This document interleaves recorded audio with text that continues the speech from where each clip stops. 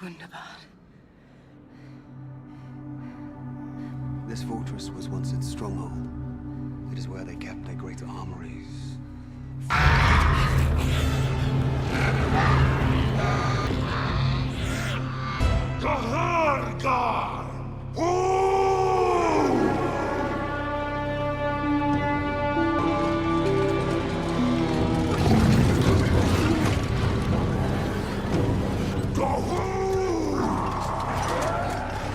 If you have ever followed the Hobbit film trilogy, surely you still have not forgotten the haunting name, Gundabad. On screen, it is merely a cold fortress, standing tall in the far northern reaches of Middle-earth, a hideous lair where the orc monsters gather their great army to slaughter the south. It appears silently on the maps and is mentioned a mere 2 times in the published novel pages of J.R.R. Tolkien. But cinema has not yet had the chance to tell you a historical secret, thousands of times more shocking and tragic than that.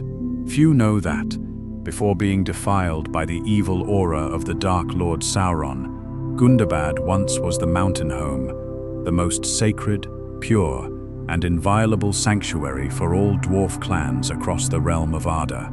How could the cradle of a brilliant civilization be turned into a fortress of despair? Why would the proud dwarf warriors rather take it to their graves than dare to utter a single word about the genocidal massacres they caused beneath this mountain? To truly understand what Gundabad is, you must go back in time to the very most primordial origins of dwarf history. Stepping back to the time before the sun first shone, returning to the years of the trees, when the only light source in the world radiated from the 2 divine trees of the realm of Valinor. When the realm of Arda was still young, dark, and full of unnamed creatures, the god Aule, the Vala known as the Great Smith of the Gods, did not have enough patience to wait for the children of the creator Ilúvatar to awaken. He yearned to create all things, to teach and share the world he had contributed to shaping. And so, in secret darkness, he personally molded 7 lives of his own, the 7 fathers of the dwarf race. The Lord Ilúvatar saw through that deed and rebuked him, but with boundless tolerance, he breathed the true breath of life into Aule's creations and allowed them to exist. He put them to sleep, buried deep underground, commanding them to wait patiently until the elves awakened first, according to the correct order of the Creator. The eldest brother among the 7 fathers, the greatest masterpiece created by the very hands of the god Olli, was placed to lie alone under a mountain in the far north of the place that would later become the Misty Mountains. He had no companion, no one to care for him, not a single person to wake up with. He lay there in the thick darkness, through the murky realm of time, until the fateful moment struck. His name was Durin, and the mountain where he slept, where he first opened his eyes to the world, to realize he was all alone amidst the vast world, was precisely Gundabad. We know this truth from the peoples of Middle-earth, Tolkien's posthumous work published in 1996, which contains an essay named Of Dwarves and Men. This is the key canonical historical source, revealing the origin of Gundabad. The main plot of The Lord of the Rings and The Hobbit both mention Gundabad, but neither work explains what it actually is. Only in these writings did Tolkien connect the links together. Gundabad is where Durin awakened, and from that sacred moment onward, it became the most inviolable sanctuary in the entire world for the dwarf race. However, Durin did not linger too long at the mountain where he was born. He was all alone, while the world out there was too vast. He set foot to the south, along the spine of the Misty Mountains, until he set foot in a dark valley embraced by 3 giant mountain peaks. There, a long oval lake lay still in the night. When he looked deep into the water's surface, he saw shimmering reflected stars, weaving into a sparkling crown, as if resting right on top of his own head. Receiving the sacred omen, he called that lake Khazad-dum, Mirror-mere, and began digging the caves above it. That was the genesis of Khazad-dum, where the world would later call Moria, the greatest and most magnificent kingdom in the entire history of the dwarves. But Gundabad, he never forgot. Not a single dwarf could forget it, because it is the origin, the place where their father first opened his eyes. In the brilliant eras thereafter, Gundabad did not become a bustling settlement, nor did it rise to become a great metropolis on par with Moria. Instead, it transformed into a gathering sanctuary, a sacred crossroads connecting all 7 dwarf clans. The lords of the different clans took turns making pilgrimages to Gundabad whenever a council was needed. In the most perilous moments, even the most far-flung clans would dispatch troops to aid their brothers. Gundabad is exactly where the scattered children of the 7 fathers returned to understand that they share the same blood, the same race.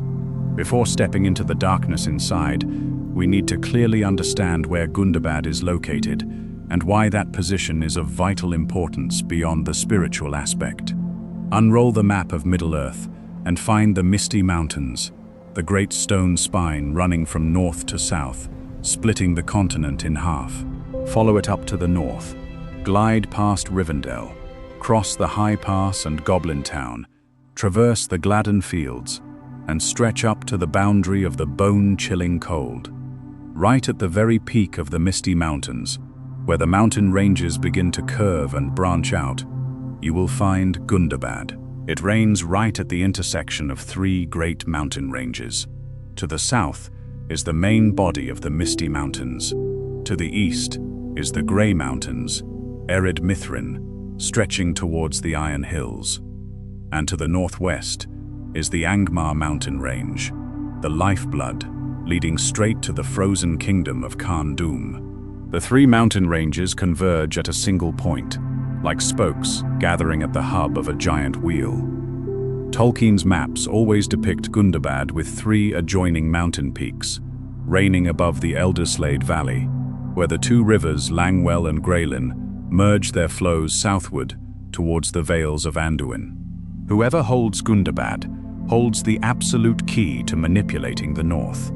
From that mountain peak, swords and blades can threaten Rivendell in the west, strike down upon the dwarf settlements in the Grey Mountains in the east, and sweep through the Vales of Anduin and Mirkwood Forest in the south. This is one of the most fatal strategic choke points of Middle-earth. But Gundabad is not a warm sanctuary. It is a mountain reigning on top of the world, besieged by cold, isolated, a fragile boundary bordering the frozen wasteland of Forodwaith, where life cannot sprout. The dwarves revere Gundabad, not for its gem mines or resources, but for its priceless symbolic nature. And ironically, every dark force that ever coveted hegemony over the north understood clearly, Gundabad must belong to them. Tolkien revealed that Gundabad is originally a name with roots from the Khuzdul language. Khuzdul is the esoteric language of the dwarf race, a language protected so strictly that they would rather die than utter half a word to outsiders. Their true names, those given in the Khuzdul language, are only whispered into the ears of blood relatives. Because of that sacredness, Tolkien never provided an official translation for Gundabad in any work. However, linguistic scholars have deciphered the root word gundu, meaning hall or underground place, and the suffix bad, meaning house or dwelling place. The most perfect interpretation is the mountain home, an utterly complete name, not the mountain of power or wealth and glory, but the home where the greatest father first opened his eyes to welcome the world. However, when the cruel orcs occupied it, that great name was forgotten by them and smeared with a crude, blasphemous black speech that stripped away all poetry, a barbaric trampling by conquerors who cared nothing for the sacredness they had just trampled upon. Regarding the space inside Gundabad, there is a massive void in the legendarium. Tolkien left almost no detailed sketches of every specific room or architecture, the way he did with Moria or Erebor.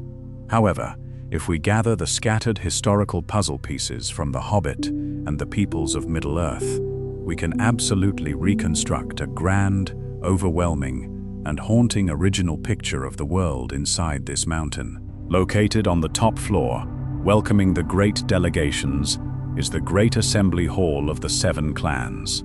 The original text asserts that Gundabad in the beginning was not a bustling residential metropolis, but a gathering sanctuary.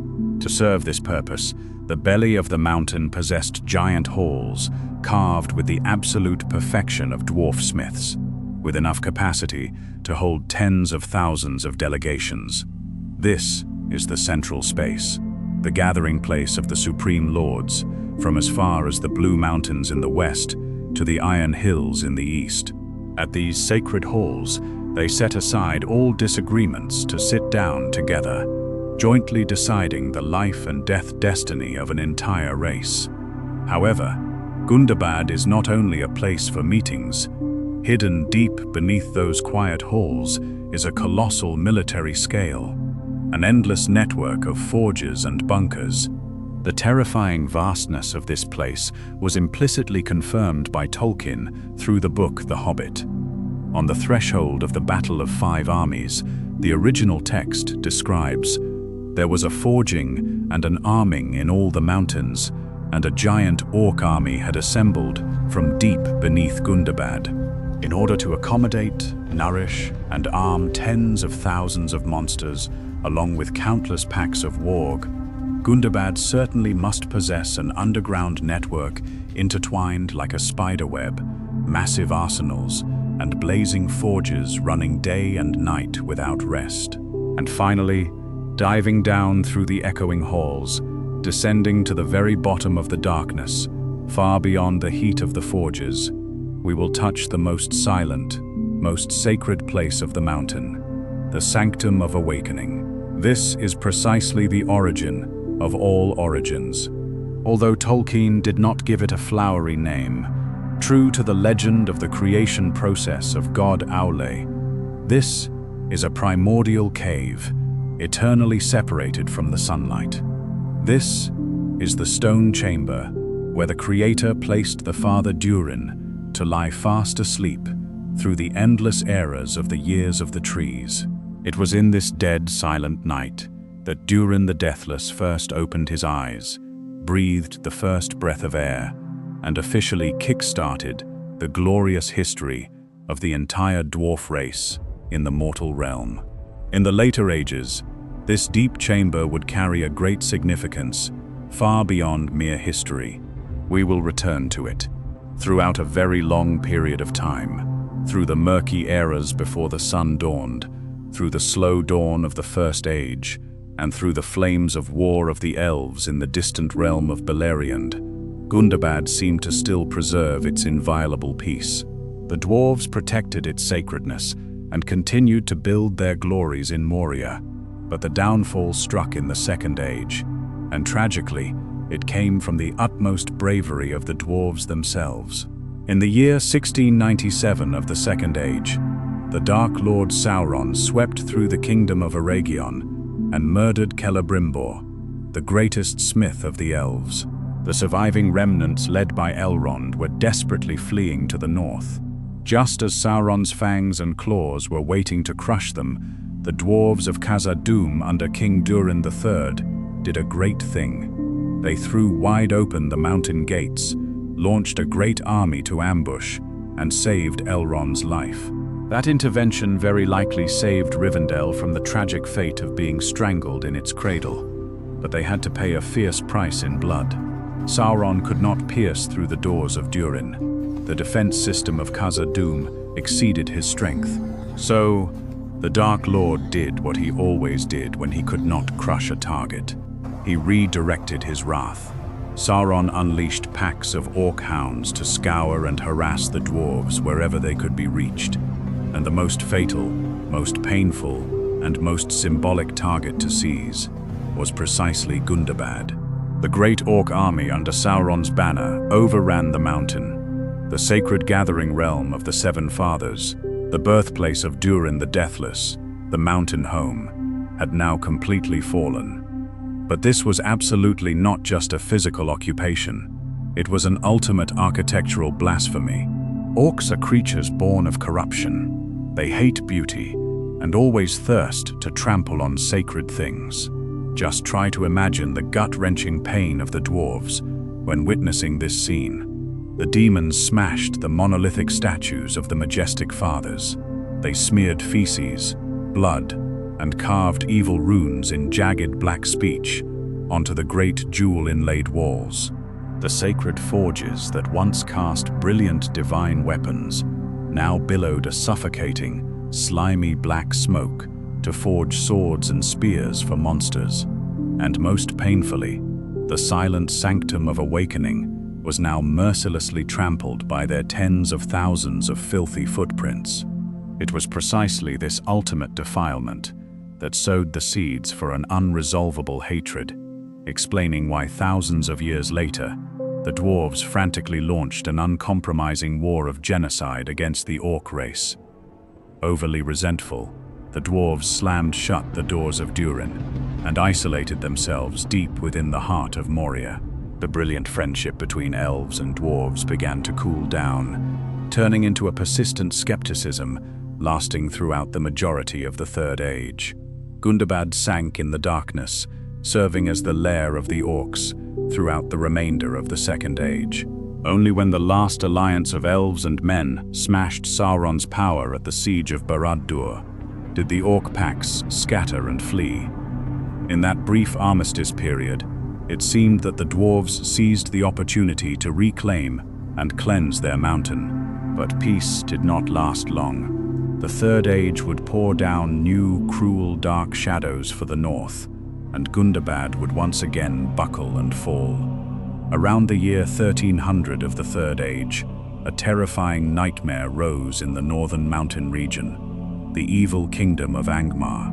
Its capital was the fortress Khazad-dum, buried in the cold hills, and its ruler was none other than the Witch-king, Lord of the Nazgul, the most terrifying right hand of Sauron. Angmar was erected with a perfectly calculated plot of destruction. The northern kingdom of Arnor of mankind at this time had shattered into 3 pieces and weakened to the extreme. The Witch-king was sent to grant them a final grace, demise. Gundabad again fell into the hands of the orcs during this period. Let us look back at the map. Khazad-dum reigns in the northwest, Gundabad at the junction of the mountain ranges in the southeast, and the Angmar Mountains are precisely the steel chain linking the two ends. Gundabad became the Witch-king's eastern strategic anchor, the forward base peering at the vales of Anduin, and the giant cork locking the dwarves in Erebor and the Grey Mountains, completely isolating them from the west. The army of Angmar was an evil mixture between the Gundabad orcs, the wild men of Rudar, and the corrupted black Númenóreans. For nearly 700 long years, the Grim Reaper's scythe of this force swept the north. Town after town, stronghold after stronghold was crushed into flat land. The watchtower of Amonsul, where Frodo would later be stabbed by the Morgul blade, was burned to the ground. The kingdom of Cardolan was wiped out. The capital Fornost fell. Pause for a beat to feel the weight of this history. When referring to the disasters of the Third Age, we often think of the One Ring or the Siege of Gondor, but in reality, there was a brutal genocidal war that took place earlier in the north, and the orcs of Gundabad were exactly the butchers holding the knives. The entire northern Dunedain civilization, the royal bloodline that would later give birth to Aragorn, was almost completely driven to extinction. It was not until the year 1975 of the Third Age that the Witch-king was defeated. The allied forces of Gondor, Lindon, and the northern remnants smashed his army on the plains south of Fornost. When Glorfindel of Rivendell appeared, the Witch-king was forced to flee and faded into the shadows. Angmar collapsed overnight, but Gundabad did not. The orcs occupying it cared nothing for the fact that their master had vanished. They simply took root there. The occupation of the orcs at Gundabad had originally predated the birth of Angmar. and it lived more persistently than that evil kingdom itself. When the great evil retreated, Gundabad was still engulfed in darkness, still a permanent threatening fortress of the mountain orcs. Over 800 years after the fall of Angmar, a final straw forced the dwarves to make the decision to burn down the entire north. That was when King Thror, the exiled king under the mountain, after having Erebor stolen by the dragon, entered the east gate of Moria alone and was captured by Azog, the leader of the orcs occupying this place. Azog ruthlessly beheaded the great king, used a knife to carve his name onto his forehead, and then threw the head out the gate as an ultimate insult. That blasphemy was a stain that had to be washed with blood. The wrath of the dwarves erupted into the War of the Dwarves and Orcs, the most massive and frenzied military campaign in dwarf history since the First Age. Thrawn sent the blood feud token. For 3 full years, the most formidable great army from all the clans was gathered. In 2793, the furnace of vengeance burst into flames, and they began right at the far north, attacking straight into Mount Gundabad. Every single orc stronghold along the Misty Mountains was crushed mercilessly.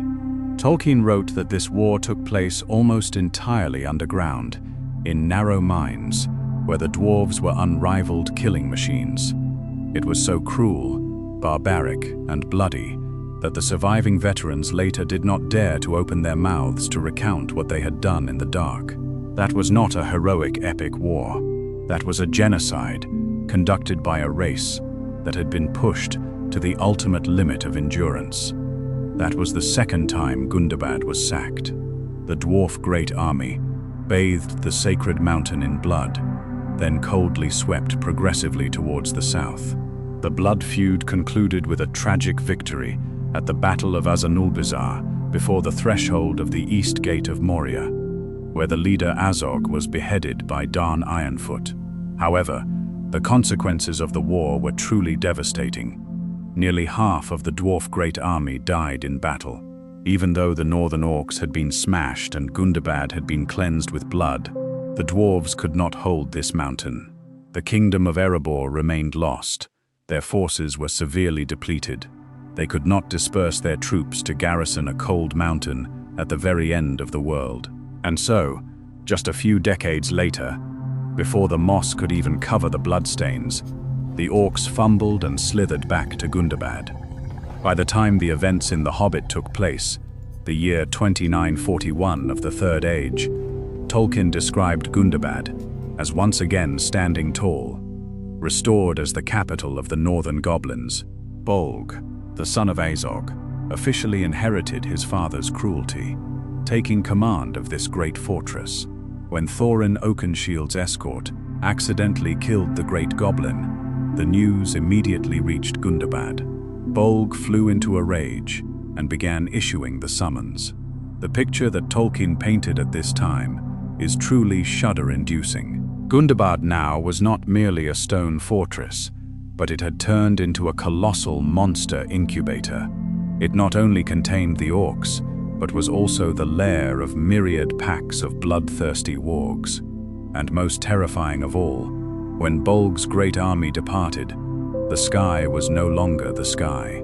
Tens of thousands of giant bats, pitch black and hideous, swarmed out from the belly of Mount Gundabad, flying to completely blanket the air, so dense that they blocked out even the sunlight, bringing an artificial night descending upon the southern battlefield.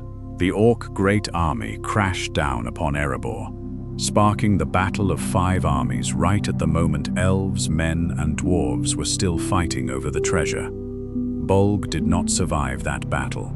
He was torn apart right in the middle of the battlefield by Beorn, the great skin changer. 3/4 of the Orc forces were crushed. The northern army that had persistently existed over many centuries was now shattered in just a single afternoon. Gundabad still stood firm, but it had been stripped of its fangs and claws. Looking back at the entire history, there is a bitter loop at Gundabad that cannot be ignored.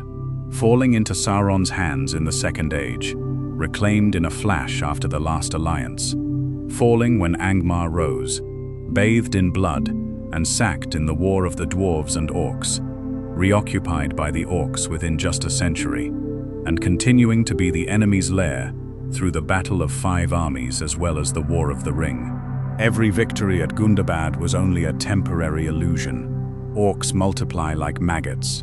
They have an excess of manpower to throw into sieges, and they need no sacred reason to occupy the mountain. Meanwhile, let us look back at the fate of the dwarf race. They are the greatest craftsmen, the ones who chiseled out wonders that astounded even the gods. But tragically, they bear the most miserable, homeless race destiny in the realm of Middle-earth. First Age. They helplessly watched the 2 great kingdoms of Nogrod and Belegost sink deep to the bottom of the open sea. On to the Second Age. They bitterly lost Gundabad. Reaching the Third Age, the Balrogs robbed away Moria, the northern dragon hordes stripped away the Grey Mountains, and the evil dragon Smaug burned down the last remaining kingdom of Erebor. The miserable years of exile had drained their vitality, and Gundabad was precisely the first domino to fall in that tear-soaked chain of home-losing tragedies. That is the reason why the pain of losing Gundabad pierced deep into the hearts of the dwarves in a completely different way compared to the loss of Moria or Erebor. Moria was built by them. Erebor was also constructed by them. But Gundabad is where they were born.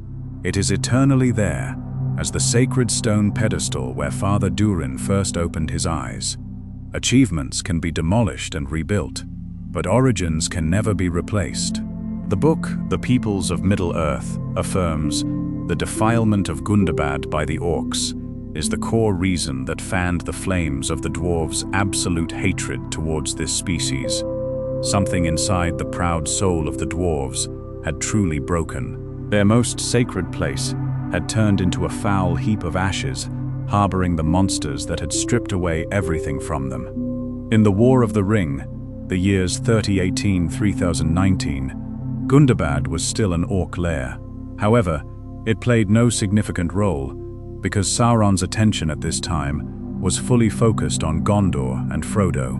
When the One Ring melted and Sauron was completely destroyed, the Wheel of Fate spun. Appendix A of The Lord of the Rings left behind a resounding epic promise. In the Seventh Age, a descendant of Thorin Stonehelm will lead his compatriots to advance toward Khazad-dum. Tolkien wrote that the House of Durin will reclaim Moria, and the sound of their forging hammers will roar again in the belly of the mountain until the day the dwarf race perishes along with the world. That is the promise of the greatest redemption in the entire legendarium. But whether in that final holy war, Durin the Seventh will lead his compatriots to advance toward the north, will the sound of the forging hammer once again shatter the ice layer of Gundabad, to sweep clean the seeds of evil, cleanse the Sanctum of Awakening, and reclaim their origin or not? Tolkien's original text forever leaves the answer open. But deep inside the hearts of those who love the world of Middle-earth, we all believe that the cycle of reincarnation will finally close. Durin the Seventh will come. The majestic forging hammer sound of the dwarves will echo. And somewhere in the great turning point of that new age, after 3,000 years of being battered in loss, sorrow, and bitter decline, Gundabad, the mountain home, where all things began, has finally returned forever to the hands of its true masters. The mystery and majesty of Gundabad closes a bloody epic, but also leaves us with a profound reflection. If your original homeland was defiled and stolen, would you be willing to trade everything, plunging into a desperate war in the dark, to reclaim it, like the proud dwarf warriors? Between the tragedy of the Battle of 5 Armies and the macabre of the bat clouds blocking out the sun, which historical detail are you most impressed by? Leave your thoughts down in the comments section. Thank you for stepping into the darkest corners of Middle-earth with me. If you love this content, do not forget to support the channel so we have more motivation to produce deeper videos. Goodbye, and see you again in the next episodes on The Mythos Archive.